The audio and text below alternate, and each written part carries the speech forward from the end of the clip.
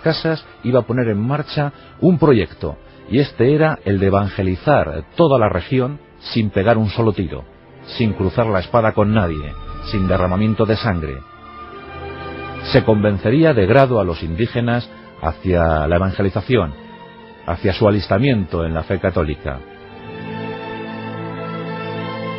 Y para desgarro de algunos que querían seguir con la situación ya proclamada desde los primeros tiempos de esclavitud en el mundo indígena, pues para asombro de todos, lo de Tezulutlán comenzó a funcionar.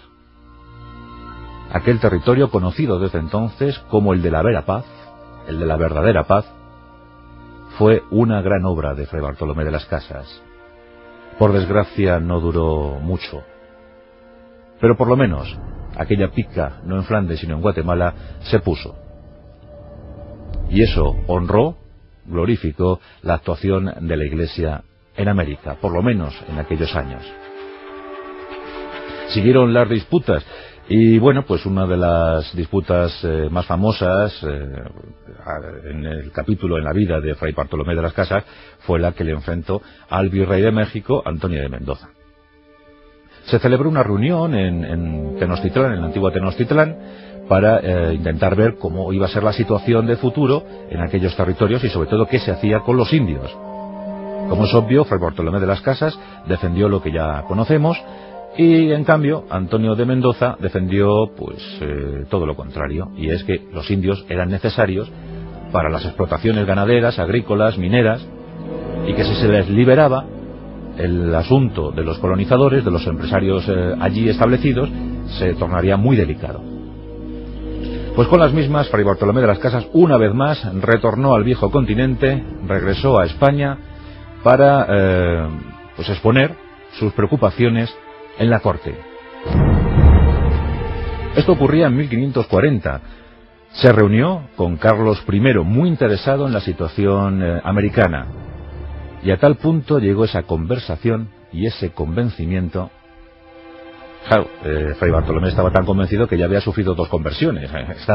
Estaba pues apostando seriamente por lo que él creía justo y necesario. Bueno, pues consiguió, verbilocuaz como era, consiguió convencer al emperador, al mismísimo emperador, para que éste promulgara unas leyes fundamentales, las llamadas leyes nuevas. Ocurrió el 20 de noviembre de 1542. En esas leyes nuevas, el emperador Carlos I de España y V de Alemania abolía la esclavitud de los indígenas. Se disolvían las encomiendas. Y por añadidura, se determinaba que en cada expedición, en cada comitiva de exploración, en cada contingente que se internara por territorios ignotos, deberían ir 2 frailes al menos que sirvieran de intermediarios entre la relación de los españoles con los indios. Fue un éxito asombroso para Fray Bartolomé de las Casas. Ya era por entonces uno de los personajes más célebres de todo el Imperio español. Como os podéis suponer, los encomenderos se montaron en cólera. Muchos incluso rechazaron las leyes nuevas. Esto costó no poca sangre en América, pero los criterios de Fray Bartolomé de las Casas se impusieron. Y claro, los indios, por lo menos en aquel tiempo, respiraron aliviados. Y llegó un nuevo reconocimiento para Fray Bartolomé de las Casas, y este fue que el emperador solicitó al Vaticano la consagración episcopal de Fray Bartolomé. Sí, fue consagrado obispo de América, y más en concreto de Chiapas. ¿Os suena Chiapas? ¿Os suena el 1 de enero de 1994?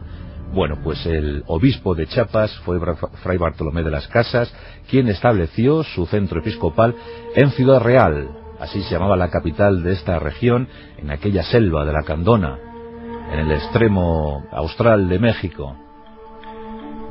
En esos límites meridionales, además, le afectaron Tezulutlán, este distrito guatemalteco, también aceptaron que entrara bajo su jurisdicción. Bueno, pues allí llegó Fray Bartolomé de las Casas dispuesto a ejercer su autoridad eclesial. Lo que se encontró a su llegada a Ciudad Real no le gustó nada. Nada en absoluto. La situación era añeja. Los encomenderos seguían haciendo de las suyas. los terratenientes seguían maltratando a la población indígena. Y como es obvio, Fray Bartolomé de las Casas, enérgico cual era, pues se enfrentó. Llegó una confrontación terrible con estos colonos. La cosa llegó a tal punto que el obispo de Chiapas promulgó una excomunión general para todos aquellos que no aceptasen las leyes nuevas. Esta situación, este escenario se prolongó algunos años. Claro, al final todo se tornó insostenible y Fray Bartolomé de las Casas tuvo una vez más que regresar a España para solicitar justicia. Nos encontramos en 1550. A estas alturas, el veterano obispo ya había editado pues numerosas obras, numerosos memoriales que le granjearon simpatías y sobre todo enemistad. Porque claro, muchos entendían que lo de América se debía llevar de otra forma, no de esa tan pacífica como preconizaba este obispo dominico. Y claro, el propio Carlos I pues favoreció un congreso, una especie de congreso teológico celebrado en Valladolid, las famosas juntas de Valladolid. Los mejores oradores, teólogos, ideólogos, los mejores en sus ramas profesionales se reunieron en Valladolid para dirimir sobre el futuro de América, cómo se debería llevar desde entonces la conquista, ya casi en el tramo de la colonización, porque la conquista estaba a punto de consumarse. Recordemos que la última ciudad fundada en esto que llamamos primer tramo conquistador fue Buenos Aires, en su segunda fundación. Bien, pues en estas reuniones de Valladolid fueron dos, porque la primera quedó inconclusa, se celebró una segunda. Bueno, pues Ginés de Sepúlveda se posicionó frente a los postulados de Bartolomé de las Casas. Ginés de Sepúlveda lo que quería era pues defender la inferioridad de los indios ante los españoles, la inferioridad como seres humanos. A eso llegaban las cosas. No quedó claro quién de los dos ganó. Parece que Ginés de Sepúlveda fue más aclamado, fue más aplaudido que Bartolomé de las Casas, y esto provocó una reacción insospechada en el dominico. Fue la de abandonar su cargo de obispo en Chiapas. Renunció al obispado para intentar defender a los indios desde la propia corte, desde España. Había demasiados confabulados, demasiados conjurados como para irse de nuevo a América sin dejar resueltas las situaciones. Ocurrió que Fray Bartolomé de las Casas ya estaba muy mermado por la ancianidad. En ese tiempo ya tenía 66 años, 68, era mucho decir ya en la mitad del siglo XVI. Y eso sí, procuró, con las energías de las que disponía, pues procuró seguir defendiendo a sus queridos indios, a sus hermanos indios, y siguió publicando.